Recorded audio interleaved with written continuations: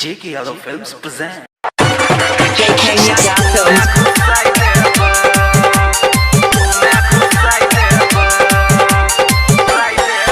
छौरी नाचे छक्का महल लागे होते गे बवाल करबो गोली के फायर ये सटेज पर बाजार नीचा गमछा बिछाई देबो करबो गोली के फायर ये सटेज पर बाजार नीचा गमछा बिछाई देबो बारबो चोली पल्ले जरा लाइट नमरिया मुंह में घुसाई देबो बारबो चोली पल्ले जरा लाइट नमरिया मुंह में घुसाई देबो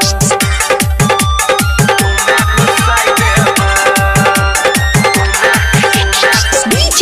Vikas JK Yadav Films.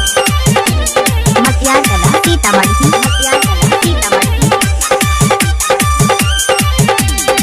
भेलो सभे तो हर दीवाना गे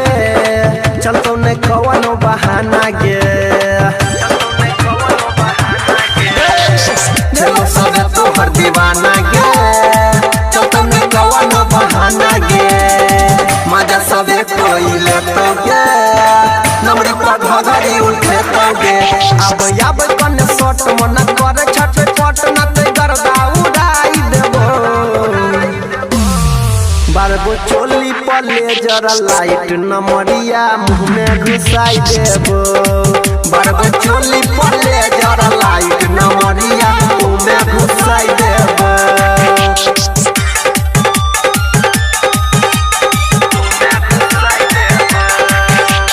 DJ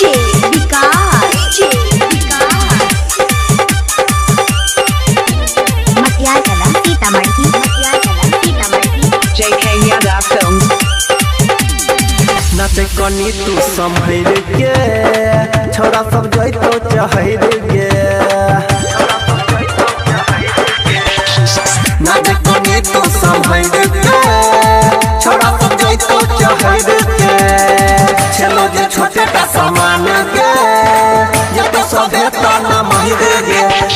हटे कनी दूर मजा देबो भरपूर अनिल अंकित के संगे भेजाई देबो बारबो चोली पल्ले जरा लाइट नमरिया मुंह में घुसाई देबो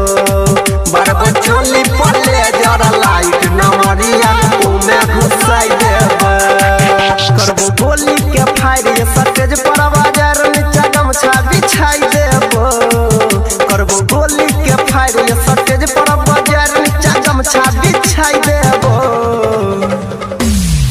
बारबो चोली पल्ले जरा लाइट नमरिया मुंह में घुसाई देबो बारबो चोली पल्ले जरा लाइट नमरिया मुंह में घुसाई देबो JK Yadav Films.